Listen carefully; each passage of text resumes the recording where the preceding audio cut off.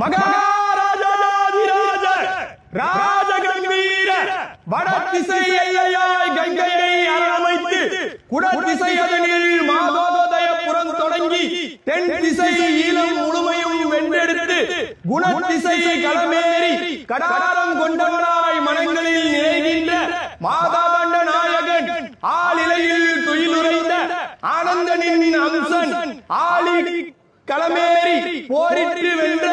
அதிசயன் வேலீர் தோன்றல் பலகரை ஆண்ட வேங்கையன் அழகிய கங்கை கொண்ட சோழபுரம் அமைத்த அற்புதன் வடிநில காவிரியின் வளமான தந்தையை விடுத்து வறண்ட நிலமதனில் தலைநகரை வடிவமைத்து அகண்ட ஏரியொன்றை ஆள்பட வடிவெடுத்து திங்களை சிகையில் சூடிய திருநீலகண்டனுக்கு கங்கை கொண்ட சோழீச்சரம் எனும் திருநாமமிட்டு அகிலம் வியந்திடும் முத்தமிழ் பேரரசன் அருள்மொழி பெற்றெடுத்த அருந்தவ புதல்வன் ஆடி திருவாதிரையில் அவதரித்த பெருந்தலைவன் கங்கையும் கடாரம் கொண்ட